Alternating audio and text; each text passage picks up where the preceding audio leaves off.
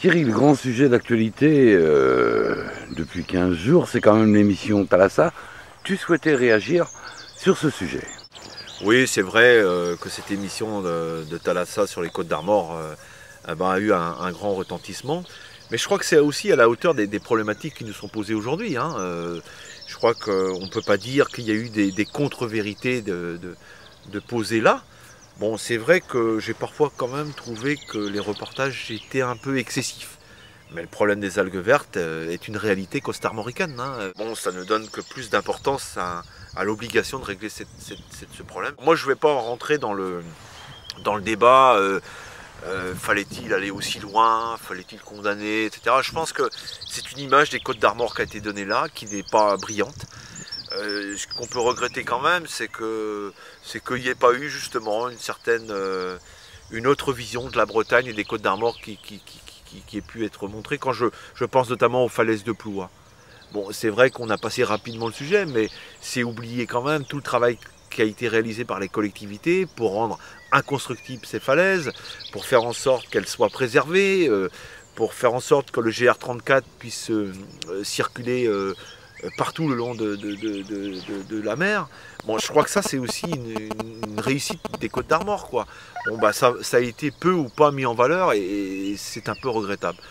Bon, sur la problématique des marées noires, excusez-moi, mais bon, là il faudra bien quand même qu'on règle ces difficultés aussi. Bon, maintenant de là en faire un sujet majeur. Alors, je dois aussi avouer que j'ai regardé l'émission suivante sur la partie littorale de Dinard au Mont-Saint-Michel.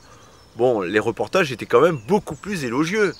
Ce qu'on peut quand même regretter aussi, c'est qu'il n'y avait même pas un invité costarmoricain à cette émission de Thalassa à Paimpol.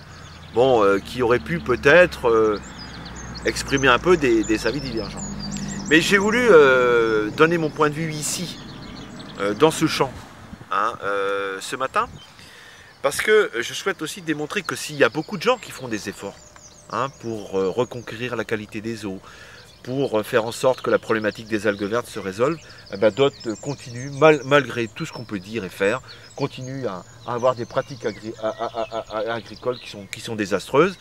Alors, d'autant plus désastreuses ici, que vous voyez en contrebas, vous apercevez des serres.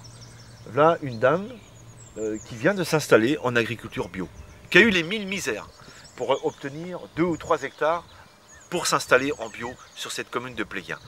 On a réussi à l'installer.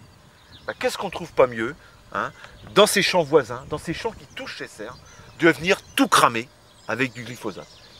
Franchement, c'est lamentable. Et tant qu'on aura des comportements comme cela, on n'est pas prêt de retrouver une qualité de l'eau en Bretagne. Et donc je crois qu'il faut dénoncer ce type de pratique, et c'est pour ça que je suis venu dans ce champ, pour dénoncer ce type de pratique, parce que je trouve ça non seulement odieux, mais scandaleux vis-à-vis de la personne qui s'est installée en bas, vis-à-vis de cette personne qui, sur des surfaces très modestes, va développer une activité agricole demain. Je tiens à dire quand même que cette exploitation est aujourd'hui la seule exploitation de ce village de Cariou à Pléguin. Et moi je pense, et je suis convaincu d'ailleurs, et tous les villageois pourront le dire, qu'on est très heureux que cette personne ait pu s'installer, mais que c'est pas normal, que d'ailleurs en plus des agriculteurs qui ne sont pas de la commune de Pléguin puissent faire des choses pareilles, c'est absolument scandaleux. Donc voilà, tant qu'on en sera là, on aura des reportages on continuera à avoir des reportages comme celui qui a été montré l'autre jour sur Thalassa.